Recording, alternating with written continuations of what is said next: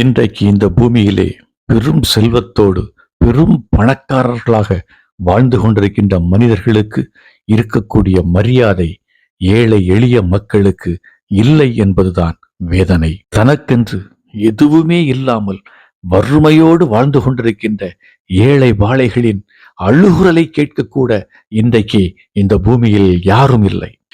காரணம் என்ன தெரியுமா? இப்படிப்பட்ட ஏழைகளினால், இப்படிப்பட்ட வறிய மக்களினால் யாருக்கு என்ன பயன் என்கிற ஒரு தவறான எண்ணம்தான் இந்த ஏழை எளிய மக்களின், இந்த வறிய மக்களின் அழுகுரலை கேட்பதற்கு கூட பணக்காரர்களுக்கு, செல்வந்தர்களுக்கு மனம் செத்து போய் இன்றைக்கு வாழ்ந்து கொண்டிருக்கிறார்கள். பெரும் செல்வந்தர்கள் ஏழைகளை பார்க்கின்ற பொழுது ஏளனமாக பார்க்கின்றார்கள். ஏழை வறியவர்களுக்கு ஒரு உள்ளம் உண்டு, அவர்களுக்கென்று ஒரு எதிர்கால வாழ்க்கை தேவைப்படும் என்கிற ஒரு சாதாரண ஒரு அடிப்படையான எண்ணம் கூட இல்லாதபடி இன்றைக்கு பெரும் செல்வந்தர்கள் வாழ்ந்து கொண்டிருப்பதை இன்றைக்கும் இந்த பூமியிலே நம்மால் பார்க்க முடிகிறது. ஆனால் ஏழைகளுக்கும் வறியவர்களுக்கும் இந்த பூமியில் யாரும் இல்லாமல் இருக்கலாம்.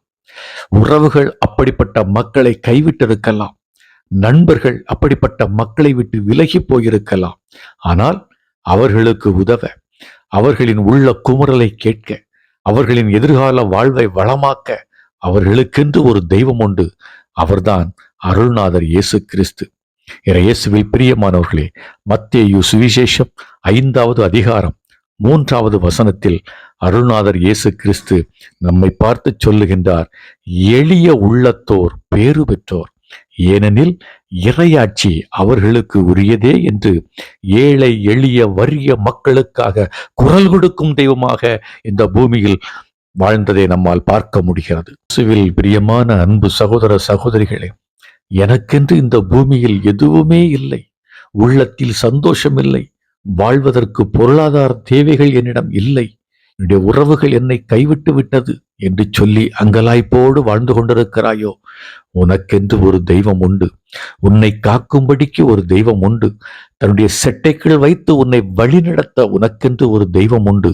அவர்தான் அருள்நாதர் இயேசு கிறிஸ்து.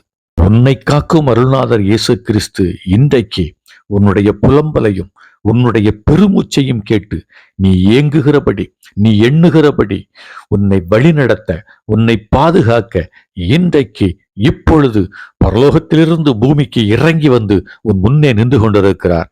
ஆமென்.